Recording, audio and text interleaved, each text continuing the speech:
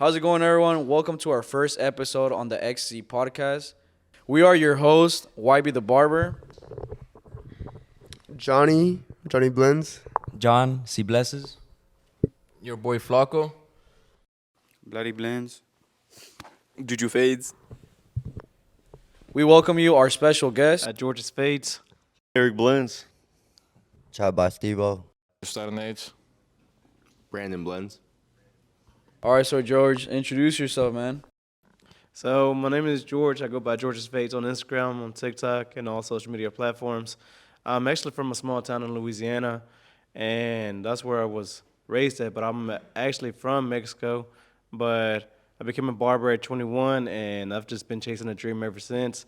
And I'm glad to be here with y'all today, bro. What got you into cutting hair, bro? What got me into cutting hair? Man, it was always a thing that I wanted to have a fresh cut, right? But where I'm from in Louisiana, there's not really any big, any true barbers out there that know, the barber culture, right? And at that time, I was listening to a lot of Daddy Yankee. This was, back in 2007, 2008, so he was taking off. And I always went to everywhere. I would go to Walmart, to, what's that place called in Walmart? Hairstyles? Is this what it's called? Oh, yeah, Hairstyles. Is it Hairstyles? Yeah. No, it's not Supercuts. It was, yeah. Well, I was going to the place in Walmart, bro, and I would show the person on Daddy Yankee, and they would just look at me, bro. And dude, it was nothing like what I wanted. So finally, in 8th grade, I had a friend that started cutting my hair, and bro, he definitely didn't give me that. He gave me a straight up, super high fade, a zero on the top, and left the bangs super long. I was like, dang, this looks fire. I thought they look good, bro.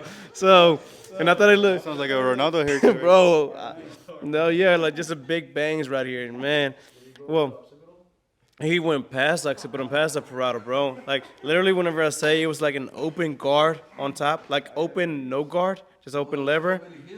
Yeah, and then he would leave a distinct line on the side going all the way around, right?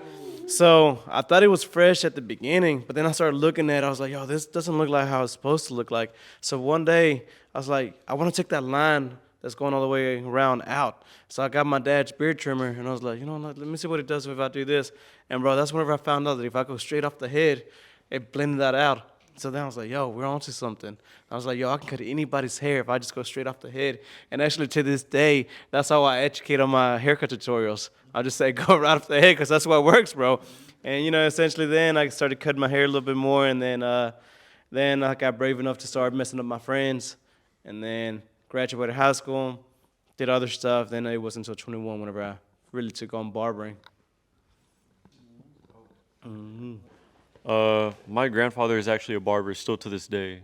He's pretty old. He's nearly coming up on 70 years old, and he still cuts hair maybe 20 cuts a day. Yeah, 15-minute cut. Is he the one that cuts your hair? No. Brandon has a question. Who cuts better? Yeah, you or your grandpa. He's more old school, so high and tight military cuts. But who cuts better? I ain't gonna say who cuts better, but I think the more modern barber. I take my time, so I'm more detailed, so I'm probably more precise with it. So you're saying you cut better? Okay, yeah. Shout out to his gramps.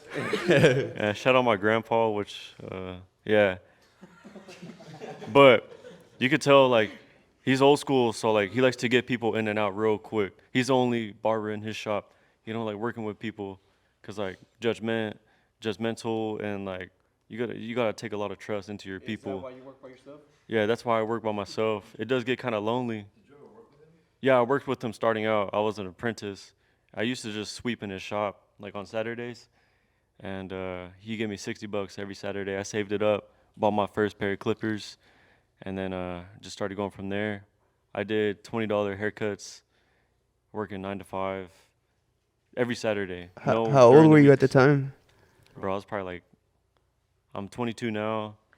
That was probably 4 years ago, if y'all do the math. I can't do the math And right people now. were just asking you for haircuts while you were sweeping too, bro? Yeah, while I was sweeping, they're like, hey, you should cut my hair. I'll let you cut my hair. And I was like, are you for real?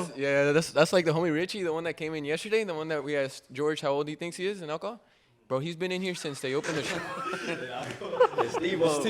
Stevo.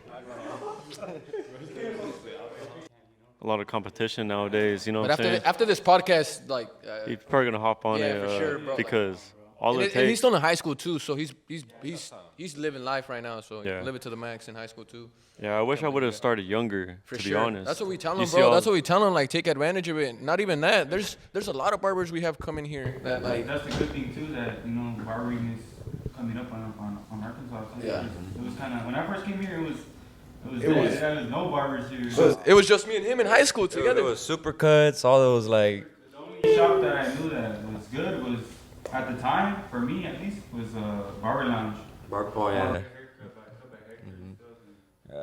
In Fine Lines, and then it was 5-star too. 5-star original 5-star on Emma. That was lit. That was lit. That was like the go-tos. But then they had switched. What about you, Chris and Brandon? What got you guys into cutting hair? Honestly, bro, I never really thought of bringing it this far. I kind of thought about it a few days ago. A lot of people have been asking, like, my clients are like, so was this your dream? I was like, damn. Like, yes. I mean, yeah. No, honestly, I was just watching videos on YouTube when I was like 13. I wasn't really thinking about it at the time. I was, 360 Yeezy. I think my favorite part was doing the lineups. Just doing, like, the neck tapers. I do like drawing, like, barely. But I do definitely do, like, crazier designs. Bro, the eyeball's crazy. Oh, yeah. So, yeah, I mean. What's an eyeball? Bro, he did like an eyeball on someone's head, right? I saw that, dude. I was like, bro, that eyeball's so like. On Instagram? But, yeah. Yeah, I mean, I feel like you could actually make it on art, not just, like, cutting hair. Because, I mean, for me, it's a blessing. Oh yeah. And, like, how we had that conversation, like, you never thought, like, a clipper would bring so much success. Yeah, bro. It's actually crazy. People really sleep on it. A lot of people are discouraged, like just by the first haircut that they do. Like, nah, it's just gonna get better every cut. Even like for me now, every cut that I do is just still getting better. You can never stop learning. That's what I like about it. You could always just keep improving. You know what I'm saying? I was actually gonna be a architect. Right in high school, took all because I was also undocumented, till like probably junior year of high school. So up till that point, I was in the same boat as George. Is like, why am I gonna try in school if there's no hope for me? Outside, I get scholarships, but I wasn't the best in school, so that was that. But I did 1 year when I started college. Right after high school, I started the architecture program and cutting hair pretty much at the same time. But I had like a little family issue, and then I'm like asking my teacher, I'm like, hey, like, the route? How long is it gonna take me to start seeing some money coming in and like me settle down? She's like 7 years. I'm like, I don't got 7 years. Like, I need that shit now. So as the year progressed, architecture went down and cutting hair went up. And then I just made that full transition to just cutting hair from there. So you talked to your teacher? I did. Yeah. I did. I had to because I was like, I needed guidance, and she actually had like, her whole architecture career going, and she was actually about to retire. So I'm like, if that's what I wanted to do, I've already gone this far. Let me see how long. But as soon as she said 7 years, I'm like, I don't got that shit. I'm like, I'm on year one, Yeah, it's like I said the story before. One of my, at the time, a U.S. history teacher, his name is Mr. Hinkleman. So if you're watching this, shout out Mr. Hinkleman. How's it called? He told me, so I'm from San Bernardino, California, and he told me that 90% of the population there never makes it out, whether you live there or born there. Shout out JLP. He said 90% of the population there never make it out. They either end up in jail or just stay in here. And then, but the 10% who do make it out, they make a change in their lives. So I'm glad I'm one of the 10% that came out. And how was that like coming up? Because I saw that you had like different jobs too. Yeah. So how was that whole process like? So I started working at BK once I got my permit Some bacon to start working and shit. BK, and then from BK, I actually took the order of a sales rep from Sprint, what used to be Sprint now. And yeah, and on the drive-thru, like, they were teachers like, oh, like, try to upsell, add cheese, add bacon on that shit, it's extra, So I would just ask, because I would get in trouble, not because I wouldn't make commission on all that shit, So I just would ask him, and the dude came into the drive-thru, I gave him his food, and he's like, I really liked your service. You know, like, do you ever think of, you know, changing what you do for work? And I'm like, well, shit, yeah, every day, you know, I don't fucking, I don't want to fucking do this shit. You know? I don't want to do this shit. And I didn't see, like, he had no merch on him or nothing. And then he's like, well, I work for Sprint, like, right down the street. And, like, I really liked, you know, who you are, like, how you know, were, you know, paying attention to my order, got it right, the service, the upselling of the extra items. He's like, I pretty much hired you on the spot. You just got to come in and file the paperwork and shit if you're interested. The next day I went and we made that happen. So that was that. But first I worked at a factory with my mom, BK, Sprint, and then cutting hair right away. After that. You went from flipping burgers to selling phone plans. Pretty much. To selling trap phones. Pretty much. That's crazy. Yeah. But that's also what kind of got me from being really shy to breaking out that shell, because sales is talking to people you and gotta shit. really so persuade you people to get that. You can't be shy. Yeah. Where? And it sucks too, bro, when the product is ass and you still gotta sell it. Shit. Nah, I used to have Sprint. Bro, I would Terrible. never guess. Terrible. Terrible. But I got T-Mobile now, so. It's even worse. Nah, where's everyone from? Huh? Where's everyone from? Well, we gotta get Steve. We gotta get bomb. Yeah, I know, that's what I want to see. Where you Where's coming everyone from, Steve? Like, yo. I came up from Houston, Texas. I've been in Magnolia. It's like a little small town past Tomball.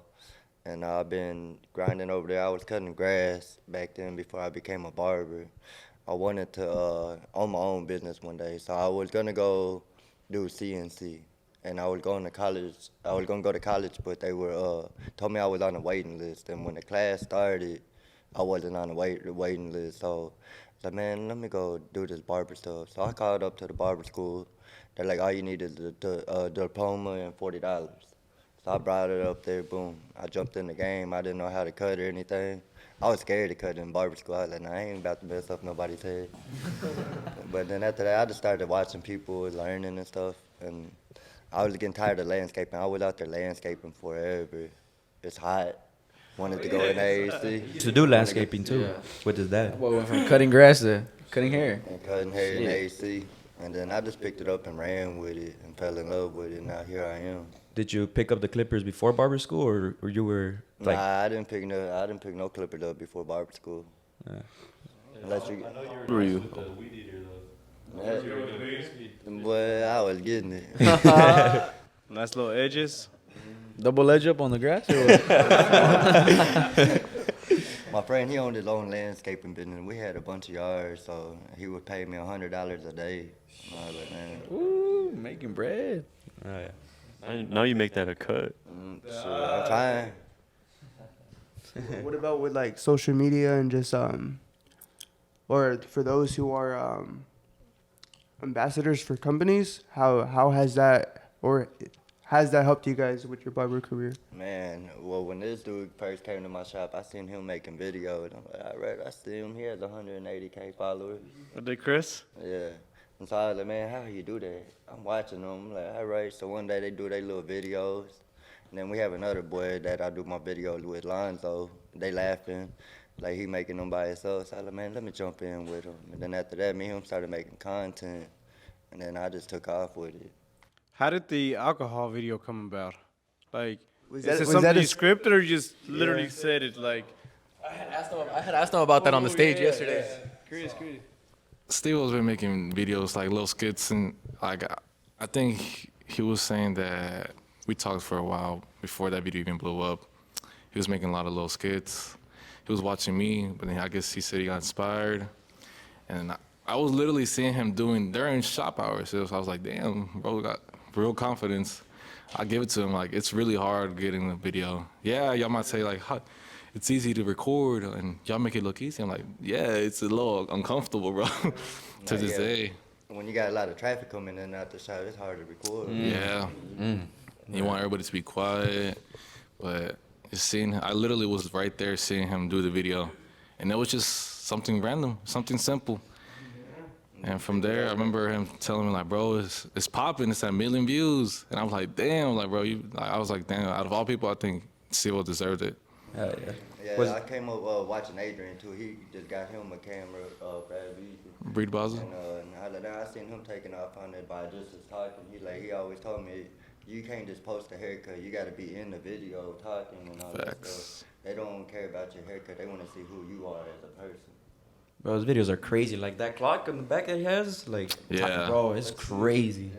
His suite's nice. And he still goes pick up his kids from school Bro, and all we that. got a whole lunch. Yeah, hour lunch, break, everything, and bro. then Is that on the daily? yeah, he got like 30 cuts a day. I'm like, damn. Dude. So how many in a week? Like, I think he only works 2 days. oh, it works 2 days? But he got 5 days off. Damn. Boss man, bro. Nah. You gotta ask him how much does he charge a haircut too. Nah, how much does he charge a haircut? He's gonna be like, how much you charge? How many you do? That's funny. That's funny. I think he's at 50 though. 50? Okay. Shit, that's bad. 50 times 30? Crazy, bro. Like, damn, cuz. All right, so I got a question. When we send you guys messages for the Ecstasy Barber Expo, how was that? Like, I know were y'all working at the shop at the same time, right? I asked actually Steve. I was like, "Hey, did you get some message from these dudes?" I was like, I don't know why. It sounded like a scam. So I really was skeptical. I was like, who the hell are these kids? No offense. You're good. Nah, Because I don't know why Instagram has that. Bro, like, we want to hear it all. Because Instagram has those requested filtered comments or those the texts. For people who don't follow you, right? Yeah, and I was like, well, I guess I could prefer to receive all of them. And I just seen YBTheBarber. I was like, let me just check if it's not like a bot account. Mm-hmm. And I was like, and then I seen Steve. You actually came up to me. Because he said, ask Cris. You got a message from these dudes? I was like, yeah, I actually did. I was gonna ask you if it's real, and then I actually texted Eric just to make sure. I didn't want to be scammed because I think it's definitely happened before. So I was like, I don't want that happening again, you know. And I was like, it sounds too good to be true, bro. Flying me out, and I was like, man, yeah. I was like, bro. And then you asked us to like pay. I was like, nah, bro. I think you're doing more than enough. You're doing too much, and you still wanted to pay us. I was like, nah, bro, we'll go there. And yeah, this has been fun. It's been an opportunity to grow. Y'all were skeptical about it? Yes. Yeah. At first, I was. What about you, Skills? Yeah, I was the same way. That's why I asked Cris, like, man, hold on, let me go see if he know a little more song. Cause Cris, Cause I had seen Steve yesterday when I had shook him, and I was like, it's just alcohol. He was just peeping everybody's vibe. He was looking. He was like, hold up, he was scoping. He was like, I'm gonna see the vibes in here, see how it's going. Is it cool guys? And nah, bro, everything came out to like, bro, I thought it was gonna be a total like, bro, Brandon, humble guy, all of you guys, bro, cool. He responds to all of his messages, like, like he's just how he is on camera. And there's some, bro, I'm not gonna say a lot of names, but we've been to BarberCon, and there's a lot of barbers out there. You try to have a conversation with them, and or they give you advice, and they just give you, or they're too cool, just it's like treated up there. yeah, and it's like how George was saying, we just want to have a good connection, just off the rib, just something really good, genuine. say yesterday, once they get all them followers, they act like they don't know you or something. Like, you know what I'm saying? Like, if you don't got followers, they ain't gonna mess with you because they think they're too good for you. Ain't no way to live, man. The numbers don't mean anything. I was just telling him right now that, like, me and George, like, the numbers don't mean anything. It's about your characteristic, your person. You know what I'm saying? Like, all of us are here, and we're, like, true people, genuine. But, like, yeah, there's definitely some people out there that get over their head, like, just because of following and the money that they make and stuff like that. Really just helps you boost yourself, and you tell your story, and people get to recognize you, and then they get to be inspired. So I feel like that's what I feel like, because every time, I don't want people to like glaze me. Like, yeah, I appreciate everybody like, oh, like, dude, I look up to you. Like, I love your videos. And like, I really appreciate it. I never take it for granted. But I feel like just because I got the following, don't like treat me like I'm any higher. I'm just a regular ass person. Chill guy. Yeah, that's the same way that I feel. Is like I got people that like tell me that like, bro, your shop, because obviously I work on my own. I don't have like a shop like you guys. I work in a studio that I made from scratch, you know. So like people see that on social media, they think I'm in a barbershop, but then they come get a cut and they're like, bro, you're cutting at your crib? I'm like, yeah. I'm like, bro, that's dangerous. I'm like, yeah, but I always text the clients, like the new ones, like you got Instagram, you got like social media, so I could scope you out, you know. But damn, I forgot. Oh, we all started from the garage, so it's like, you know, I mean, we started somewhere, and then now we just. I don't know if you guys saw videos of when we first started, like garage videos up in the screen. Did y'all see that? I used to cut in my room. I would cut in my room. I would cut outside. I would cut in my garage. I mean, my garage was like literally complete crap. Like it was just a junkyard basically in my garage. I would just cut in a little corner, and right next to some little birds and stuff like that. Like, and just cut there, bro. And I got like really uncomfortable in that area because I didn't really have any seating for my clients. So I'm like, screw it, I'll just go into my room. They can just chill on my bed and I'll just cut there. But then all the hairs, when I would blow dry, bro, they would go on the bed. So when I would go to sleep, I would come out with the freaking back splinter. Bro, I'm just like, nah, screw that, you know? And then, yeah, man. What? Nah. That crazy. Nah, I'm not playing, bro. And how long ago y'all started cutting hair? Bro, I started when I was 16 years old. And, well, COVID hit my junior year, so I took a whole year break. So I really, like, picked up the clippers again my senior year of high school, and it was like, I'd say probably like November of that year, and then all of my summer of high school, and then it just really came down to like, it's either I go play college soccer or I pick these clippers up and do something in this 1 year that I have from school, and after that just like let it roll. Like if I really wanted to, I'm gonna do it. And yeah, man, I've been cutting now going to 5 years in June of next year. So you started right at the coronavirus. Basically, yeah.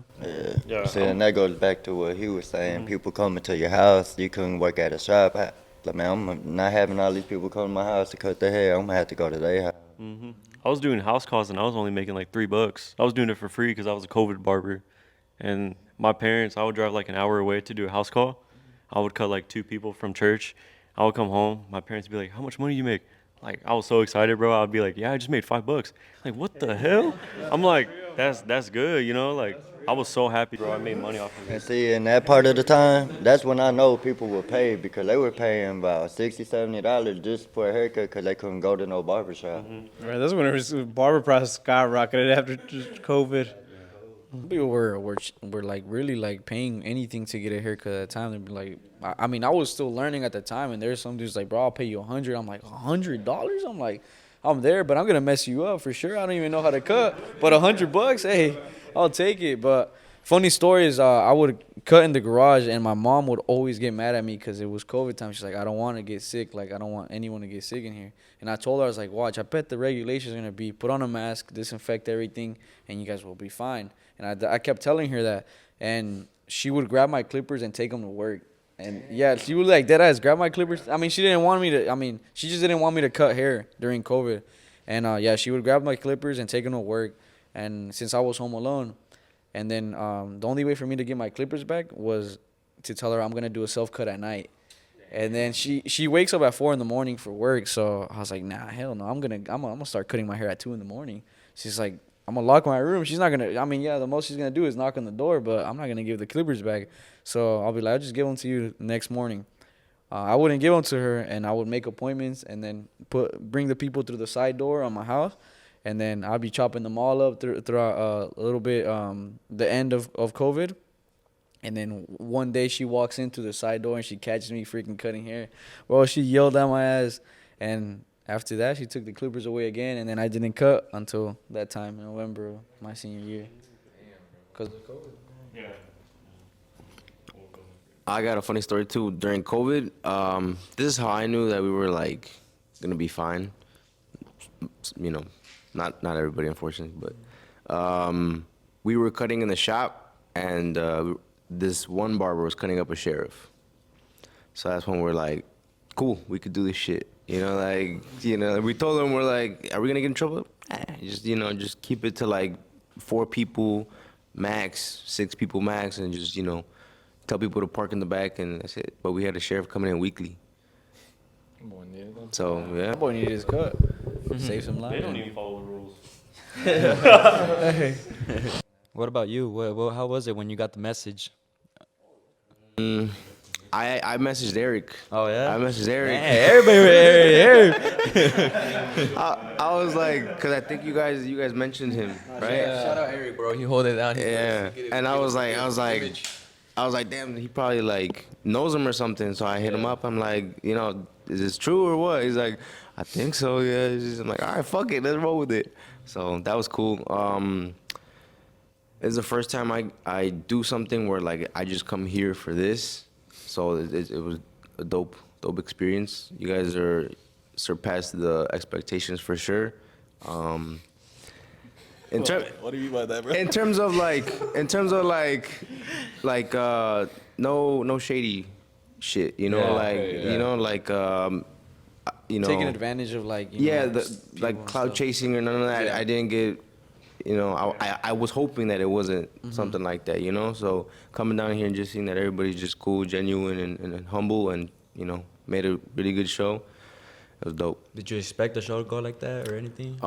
For it being the first one, from like you guys mentioning that it was the first one, I didn't have high expectations, you know, because That's yesterday too, correct? yeah, just because there's a lot of other people back at home that do the same thing and it doesn't do so good. So I was like, okay, well, just, you know, just keep that in mind so that, you know, you can kind of give pointers after. But yeah, you guys, like I said, you guys surpassed. Yeah, and it was a learning experience, bro. Cause yesterday when we were judging the haircuts, bro, I'm gonna speak for myself, but I was sweating during all the haircuts, bro. I was like, you know, like, don't get me wrong, it like most definitely there's a little bit of stuff that needs to be fixed, but dang, bro, I was just like speechless yesterday. Like there is a couple things that do need to be fixed, like for sure the rules and stuff, like a little things add-ons. But then I was like, dang, bro, like just judging the haircuts, I was hard. I was like I was just stuck in that, like just whole barber battle. Like I couldn't surpass it. So I was like, dang, like Yeah, definitely judging is different. It's difficult because you can't go in there with what you like to do. Yeah. Or what you like as a person, as a barber, you know, you gotta go in there just like as a whole and like follow the rules and that's it. Because if not, then it's like, oh, because that's my friend, or because, oh, I like that style, you know, I don't like that other style, you know, you can't do that. Yeah. I was sweaty, bro, cause I had it. My bad, you can talk. No, my bad, bro, my bad. Nah, bro, we're just gonna argue on the mics and just keep this going. I was gonna go back to the DM from you guys because I already knew you guys. We met you, huh? We Yeah. met you in Dallas when that was our first ever BarberCon that we went here as a shop. And then first thing we saw you, we actually took a picture with you. Yeah, and yeah, I think if I'm not mistaken, I don't know, it was a long time ago, and like, but I think you mentioned that y'all were gonna try and get y'all's expo together, but I didn't really think that y'all were. But whenever y'all DM me, I was like, what? I was kind of skeptical about it. And then you mentioned George. I was like, damn, should I call George? I was like, nah, I think I trust them because then I got their DMs. And I was like, okay, you know what? Screw it. I'm going to go with the flow. Just trust it. Yeah. And then now we're here and it was good. Like, Oh, can you imagine this? What if you would have told him no, bro? It's crazy. Yeah. yeah, bro, like, that's crazy. This is like my first ever event, like judging. So like, that was pretty cool. I'm a pretty judgmental person, so. Chill guy, Egyptian. History in the books. If we didn't make it, it would have been on Eric's fault, huh? No, for real. That's crazy. I didn't even He know told us that. no. I appreciate you guys for Of course, bro. bringing us out here. We appreciate you all that, you know, you guys came all the way over here and showed us all support and, you know, being here as well on our first episode too, which is, you know, we're very grateful. And, Oh, yeah. Yeah. What about you, George? When you got the DM? Oh, when I got the DM? Man, I'm always pretty open, man, especially whenever I already made a pretty good connection with somebody. Like I said, bro, so whenever y'all messaged me, bro, I was excited. It's like I had already known y'all. I already knew y'all were cool, so I was ready for it. So when I met you, we were talking about, you know, something like that, and then we was like, you know, hopefully you can come out to Arkansas or something like that. And I mean, you're here now, so Yeah, bro, I that's loved the it. crazy part.